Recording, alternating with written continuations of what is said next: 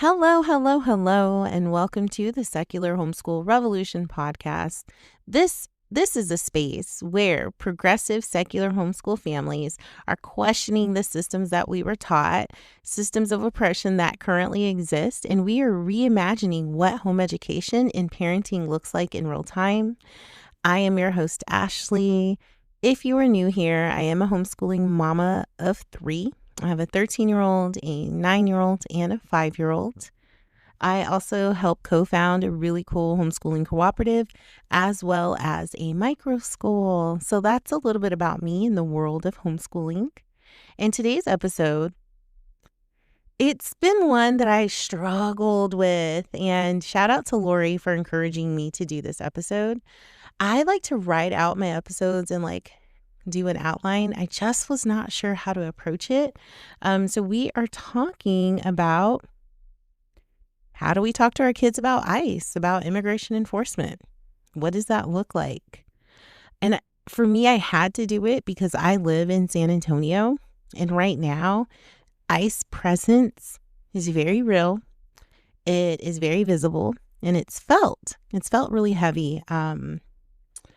And my daughter was taking an acting class last week, and the building's pretty big, so you can park in multiple spaces to get different entries.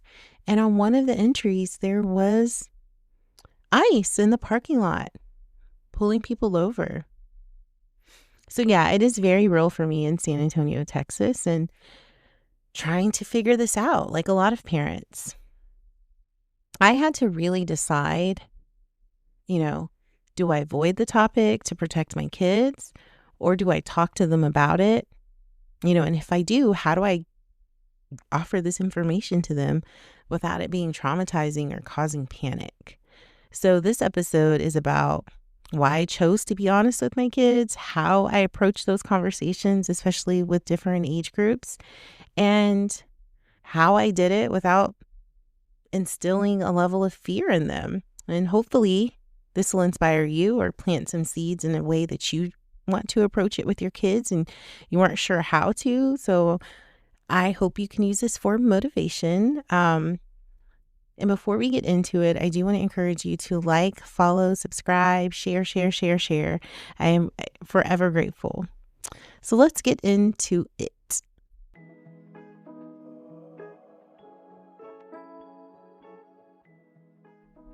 And before I go into the examples, I do want to visit and give some historical context about what I believe is going on right now, because I see a lot of the memes about this is like living through Nazi Germany. Oh my gosh, this is crazy. And I will say what Jewish people experienced in Germany was genocide, because the Holocaust was a systemic attempt to eliminate an entire people.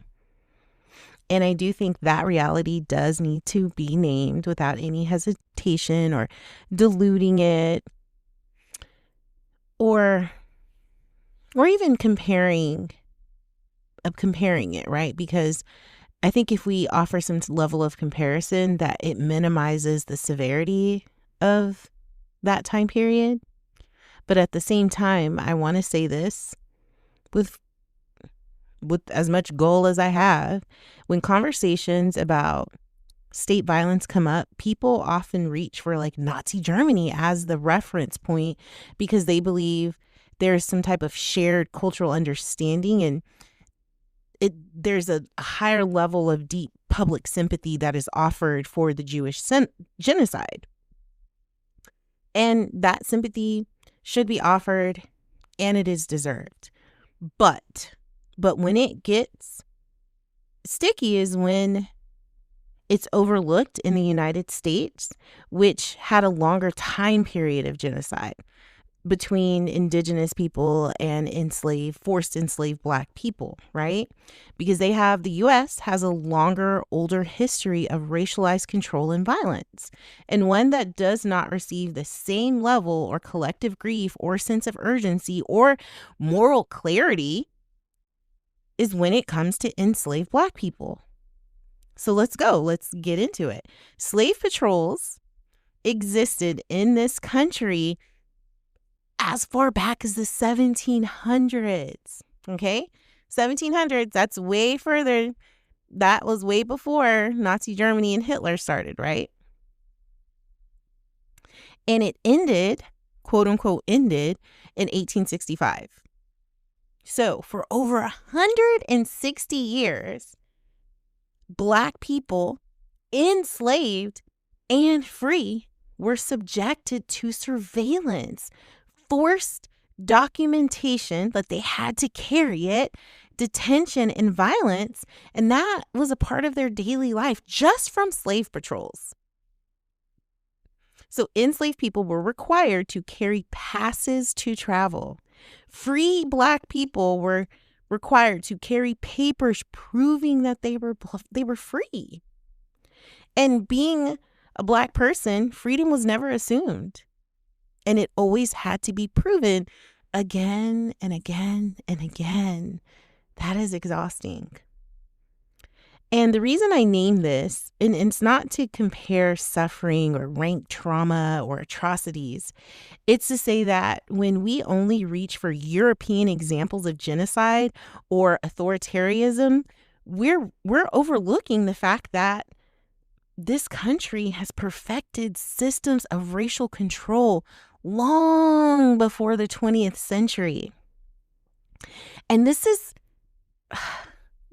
such a hard thing to talk about, but this is often given more public empathy when we talk about Jewish genocide than we talk about the centuries-long terror of enslavement. And that imbalance shapes which histories are taken seriously and which are softened and minimized and overall just avoided. So when I say this isn't about Nazi Germany, I'm not dismissing that history. I'm saying that the United States doesn't need to borrow somebody else's horrors because it has its own, and we're reliving it.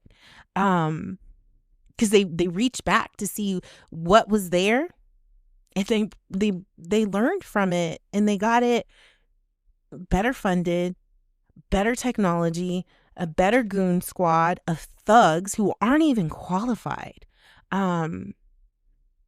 And I say all that to say that those systems didn't disappear. They evolved. Now, so let's do some connecting. Let's do some work. So how does the history connect to ICE? How does slave patrol history connect to ICE? Let's start with logic. So slave patrols were built on the idea that certain people were inherently suspicious. They were always going to be the suspect, that their presence in public space required justification and explanation, that their movement and safety and family stability, it was conditional. It was not guaranteed. And that logic, didn't end when slavery ended. Again, it's always been evolving. It moved into Black codes. It moved into vagrancy laws and convict leasing and modern policing and modern policing and incarceration, right? And then now we have this bigger push for private prisons. We have to look at where the system started to follow the paper trail. So, and today we're seeing that logic in real time. It's showing up in immigration enforcement. So with the U.S. Immigration and Customs Enforcement, their whole assumption isn't you belong unless proven otherwise. It's you may not belong, prove it. So that's why documentation becomes central. That's why raids are happening at workplaces, at homes, at school bus stops. And that's why brown communities are disproportionately given surveillance. And that's when we have to look at that the burden of proof, it's sitting on the individual and not the state. And that's just like enslaved people. They had to carry passes. Even free Black people had to carry freedom papers. Undocumented people today are expected to carry proof. And when we're having to carry this quote unquote proof on us, it's often in environments where papers can be lost and ripped and wet and stolen and, just not necessary. Because we all know, like, our little Social Security card, that's paper. That hoe gets wet. What are we going to do? Same thing with our passport. If that gets ripped, what happens? It becomes partially invalid. So, well, that's what we have to look at the big picture when they're saying, oh, carry documentation. It's not that big of a deal. You guys didn't even want to carry your vaccine papers from COVID because y'all believe COVID was fake. And some of y'all might be listening. No, it wasn't, because when I think I talked about it on here, but when I had my COVID baby, there were people dying, pregnant women who died and who were in comas because of COVID. And I think about those women and their kids. Every year it's my baby's birthday because people were walking around in the hospital with masks, and we lost my hazmat suits, and then we lost my sister-in-law who was relatively healthy, got COVID and was gone in a matter of 7 days. So no, I don't believe it was a myth. There could be some spicy things happening on what triggered it, but I saw people die in real time from COVID.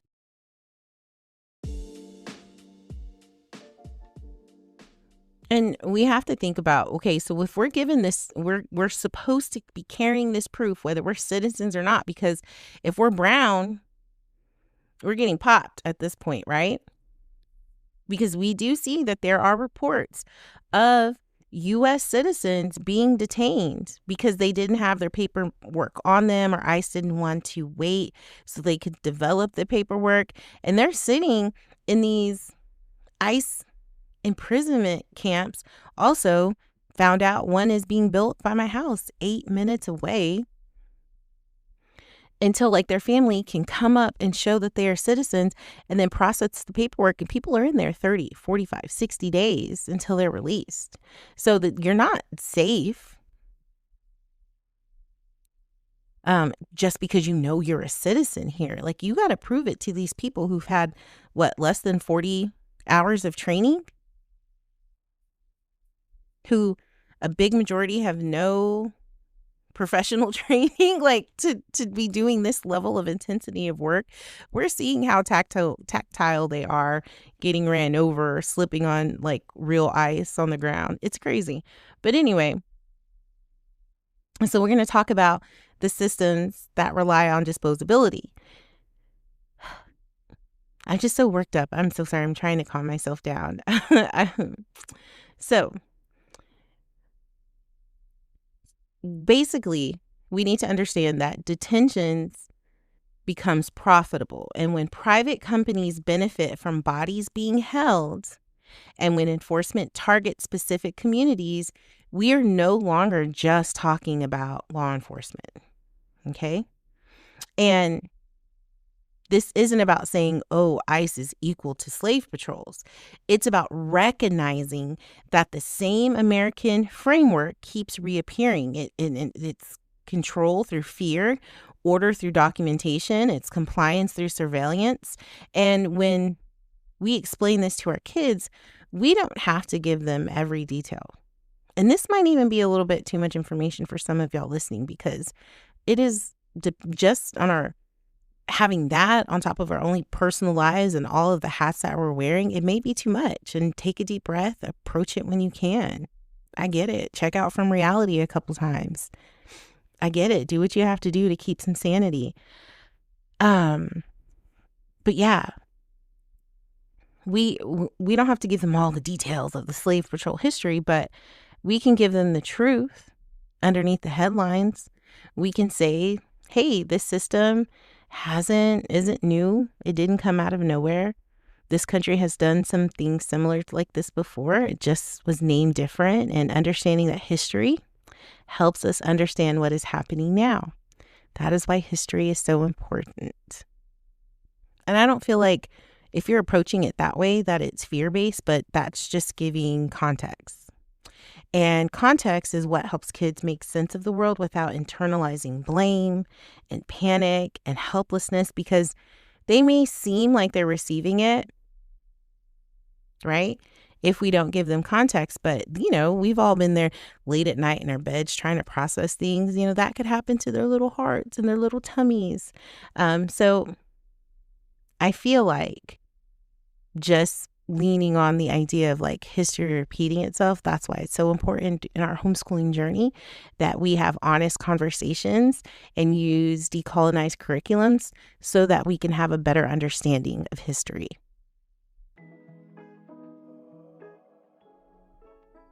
So how did I talk to my kids? I will preface this and let you guys know I led with questions and connection. So when I decided to talk to them about ICE, I didn't come in with a boring ass speech or lecture. I didn't come in with a whole history lesson, with Canvas slides. And I didn't start with warning them. I just started with connection. I wanted to know what they already understood before I added anything new, because I don't feel like kids ever start from zero. Like sometimes we like to believe, or we're naive to believe. I feel like they're already picking up pieces, whether it's like in conversations with friends or, what they're seeing on TV or what news articles are coming up. And if they overheard any adult conversations between me and their dad or me and the neighbor or their aunt and uncle, what does that look like? So instead of telling them what it is, or giving them any front-loaded information, I just asked. I opened with, what have you been hearing lately about immigration or ICE, or do you know about it? And that was with my 13-year-old and my 9-year-old. And I feel like this question alone did a lot of work. Because when we're breaking down the question, I feel like it communicated to my kids that I wasn't assuming what they knew. I wasn't about to lecture them. And I truly, deeply cared about their perspective. And it gave me information about where to start our conversation. One of my kids had heard stuff like in a text thread with some friends. And that same kid also saw some things online. It came up like on their Google News. And I feel like they both mostly felt like the tension around the word ICE and like felt the sense of urgency about it when it was talked about on the news. They didn't necessarily use the word sense of urgency, but just the words they were pulling out to describe it.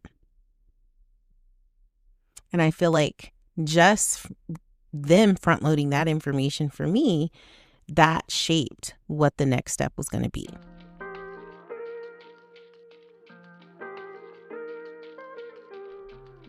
So for my, elementary kid, she's a lot more sensitive. I did ask her, does anything that you heard feel scary or intimidating or confusing? And she just said felt big, which is, it says a lot.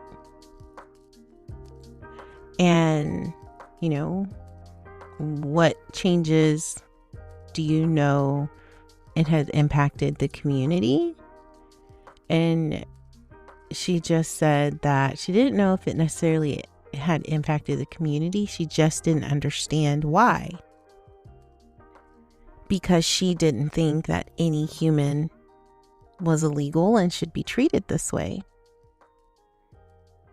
And I appreciated and thanked her for her insight. I was trying to be keeping the dialogue open. I didn't want her to feel like these were like trick questions, that there was like, one right answer. I wanted to feel like it was more of an invitation for the conversation.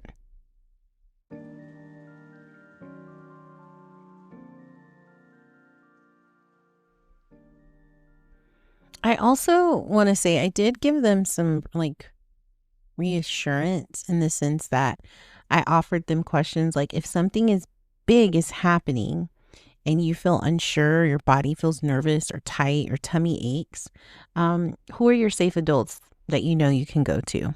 And I went over different scenarios and locations, um, and then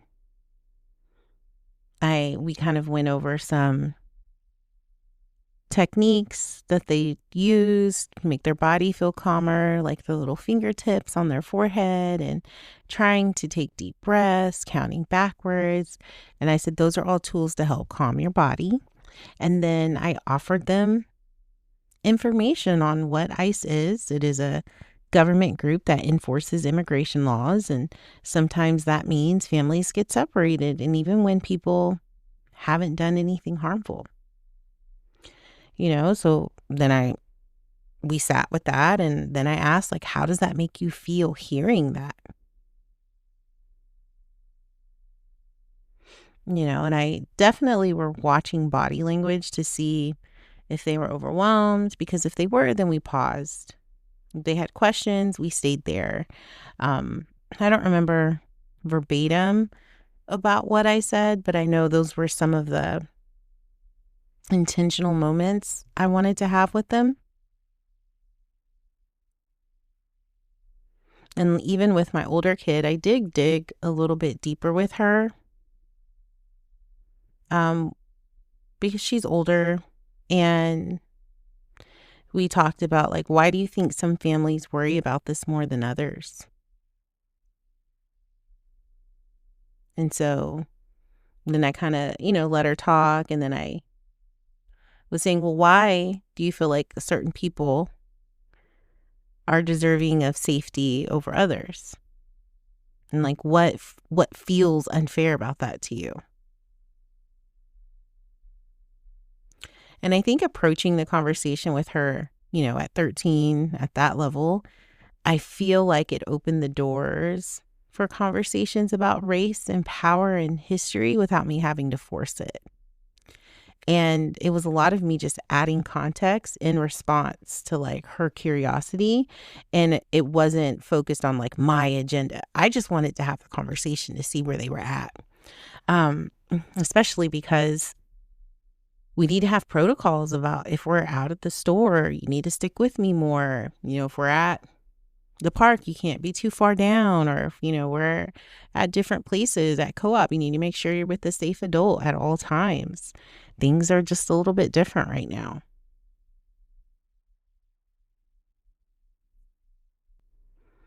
And leading with questions was not something I just became a professional at. It's, being in therapy.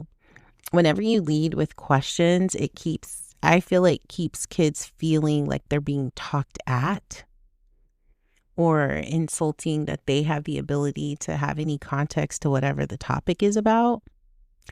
I feel like it honors their emotional intelligence and awareness. And for all intents and purposes, I really do think it helps you pace out the conversation. And whenever you're not talking at your kids, it builds a level of trust and respect, and it makes your kid feel valued. And I think that is one of the best ways to build connection with your kid. And sometimes I think we can get lost in the weeds about connection, like what we think connection is. And it's not always necessarily about the information. Because when we lean on the connection, that's what makes hard truths feel like you can survive them. Because it's no longer like an attack they don't feel like it's an attack on them or that they're wrong. It just gives this feeling of like, hey, we're in this together.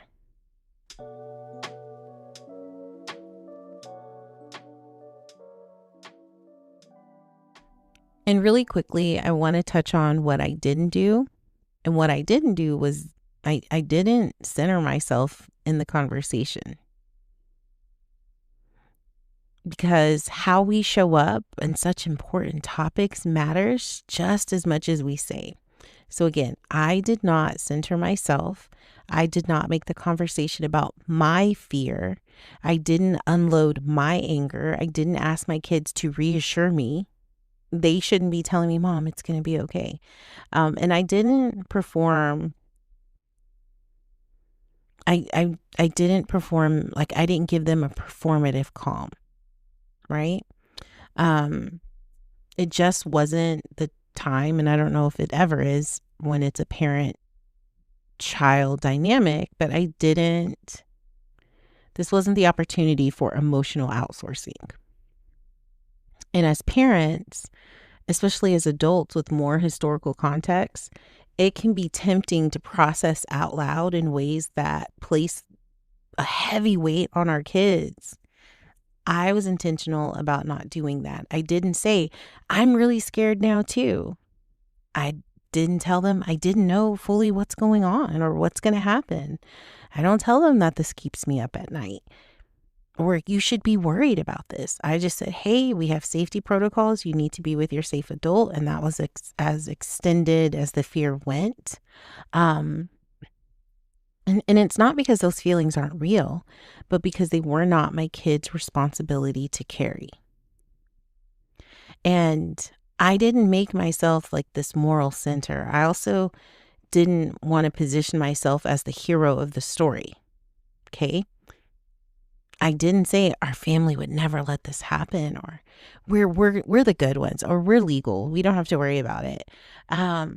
Or this doesn't really affect us. I didn't create distance between us and the people that it's most impacted. And that's important. That's important language to remember, because the goal wasn't to reassure my kids by separating ourselves from harm. It was to help them understand how systems work and why empathy matters. And I didn't offer them a rush to hope or resolution. I didn't try to swap the conversation. I didn't try to jump to conclusions, or I didn't say, well, everything will be okay, or change is coming, or this is how we fix it.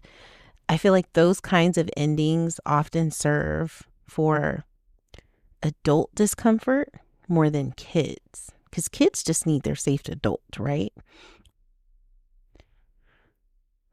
And I feel like it's okay to sit in silence in these conversations, to let questions linger, to let emotions land and not manage them.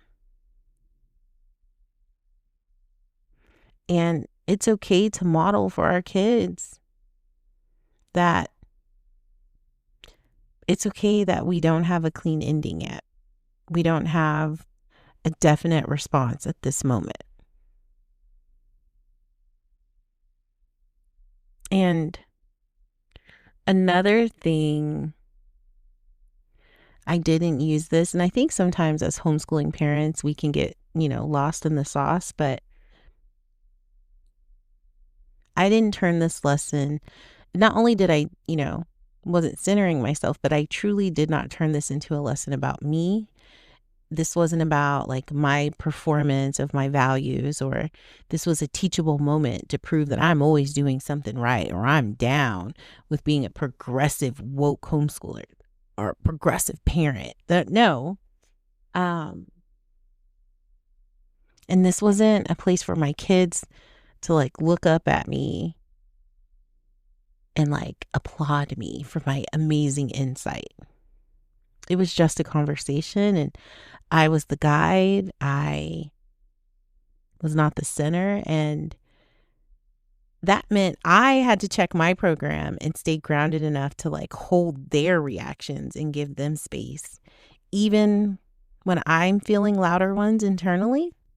But it's important to do these check-ins because we are living in a very crazy reality at this moment. Before we head out, I do want to offer a couple of resources. So always check ACLU, Know Your Rights. I feel like they give very clear, accessible explanations about your rights during these encounters with law enforcement and ICE. And it's extremely important, especially if you have like a teen driver, to like even print it out and give it to them to put in their backpack or their glove compartment. And also there's another organization that is Texas based, and it's called RACES, RAICES. and it is an organization that offers education and advocacy and direct support for immigrant families. And they are a very community-centered organization. And as always read. Read books about immigrant experiences. Read books about their stories, especially kids' books and middle grade books and young adult books. I like young adult books. I'll read young adult books because I feel like stories do something that facts alone can't. It humanizes people. It helps kids understand that immigration isn't this big abstract issue. It's about families and hopes and fears. And also they help build empathy without asking kids to feel responsible for fixing anything, right? They get this insight of like how people live. And then it counters this, illegal immigrant propaganda that is cycling right now, because when we're offering these stories, it counters the narratives that frame immigrants as problems instead of people. And you really can see it when a lot of these, because we all know we're in a literacy crisis right now. And part of when you lack literacy, you lack a lot of times empathy. And when you're looking at these comments under these news stories and the way people are responding, it lacks a whole lot of empathy. And a couple of times I ain't even gonna tell you all that. I've responded like, hey, what's the last book you've read, right? And it's like none of your business, or they don't respond. But I really think, and I don't want to be like a book reading elitist or a purist in that regard, but I truly believe stories belong in everybody's hands. And if you can't read the words, you can listen to them. You can listen to short stories or long stories. It is a necessary thing that needs to be happening in everybody's daily life. Oh, the other thing I was going to say. So in my own silent protest, because we do know people can get really ugly on the interweb. And so when I've gone to the stores and, you're checking out or something and someone's like, oh, how's your day going? And I'm like, man, it's crazy what ICE is doing out here. And, more people, I guess, depending on where your algorithm lives, they get real ugly and snappy. But when I have yet, and I mean, I've stereotyped some people, which probably was wrong with me, that I knew were more conservative leaning, or I assumed, let me use the word assumed. They're like, oh, I know. Or it's like they don't say anything and it's silence, or they just look with their eyes. But I'm going to challenge you. I'm like, yeah, and it's so terrible. There should be a better system, better policy, this. And I was like, don't you think it's horrible? And I've been intentional about ending it with don't you think it's horrible? They need to feel some discomfort. And if you're big and bold to type and comment, you need to be big and bold to say this stuff out loud. We're hiding behind keyboards and computers. Have the conversation. And yes, I get you're at work. I even had it at the park with someone.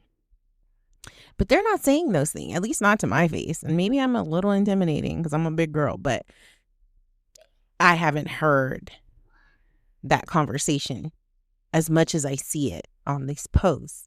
Have I had it in person where someone was like, I think it's a great job what they're doing? And also, let me get, I went off on a tangent, but the other part is that when kids are reading immigrant stories, they're not being taught to be afraid. They're being taught to recognize shared humanity. We are lacking humanity. If you can hear my son in the background, apologies. He's excited. And humanity matters because systems thrive when people are seen as categories instead of neighbors. And I've been, even in my own personal circle, on how people talk about other people, and not necessarily in a salacious, gossipy way, but how people categorize people, I think is a tell sign for me. And I have decided that is not what I want in my circle. So I've been creating boundaries. Because when we're starting to look at people as categories, we're not being humane in the conversation. And when we're looking at immigrant stories, you don't need to read books that center trauma.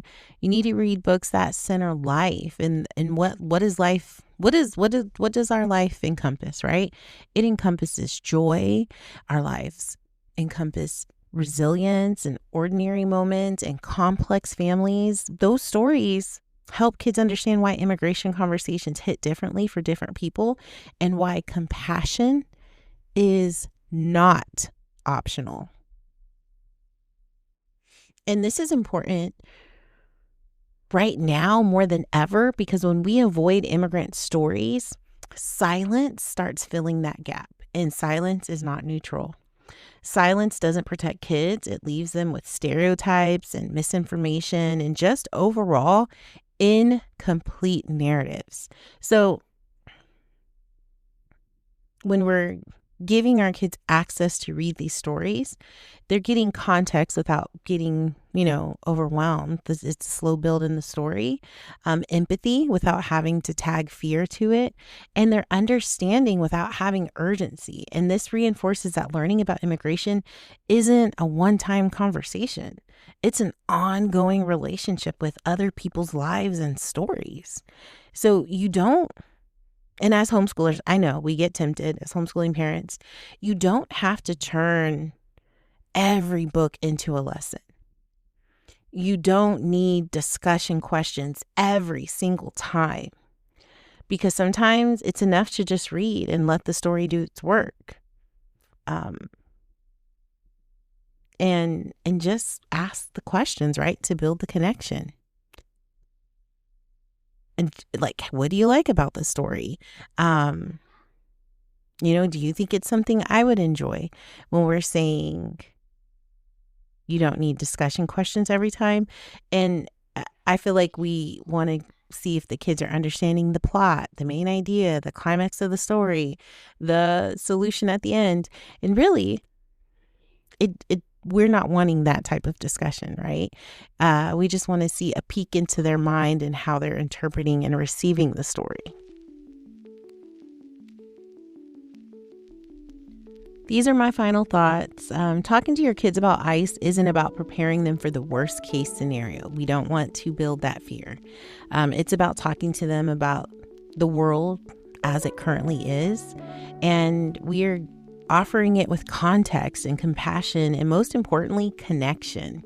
Because we don't want to protect our kids by pretending that systems don't exist, and we don't want to empower them, or we think we're empowering them and we're actually overwhelming them. If we have connection, we know how to tell the truth at a pace that they can hold. And we are leading with questions instead of lectures, because we want our kids to feel included in the conversation and not talked at. And we want to offer history, right? And have zero expectations or demands of them to find the conclusion. And we also want to build to the capacity of centering people instead of policies. And when we talk about immigration, honestly, we're not teaching kids to be afraid of the government or suspicious of others. We are teaching them how power works and how history repeats itself, the importance of understanding history, and how empathy is built, and how to stay grounded even when the world feels insane. And that's where we, as responsible adults, we need to refuse and hold ourselves accountable to not place adult fear on their shoulders. We are teaching them that hard conversations are okay to have and in question, and this is like a safe space. And we don't need to look at hard conversation as like, oh, well, I'm hardening them up for the world because the world's going to be unkind to them. That's not how we're approaching this. We're approaching it with like connection and closeness and listening, trust, because all of that matters in order to have, a future with change. And again, if this episode resonated with you, I invite you to share it with another parent who's trying to navigate these conversations thoughtfully. And if you're listening and thinking, I don't have all the right words yet, that is okay. You don't have to use perfect language. You don't have to perfectly script it out. You just need to be present and you need to be able to hold space for your kid. And I am Ashley, and this has been the Secular Homeschool Revolution podcast. And this is the space where we raise curious kids, we tell the truth with care, and we remember that parenting with intention is an act of resistance. And until next time, we're going to stay grounded, stay connected, and keep questioning the systems, because that in itself is revolutionary.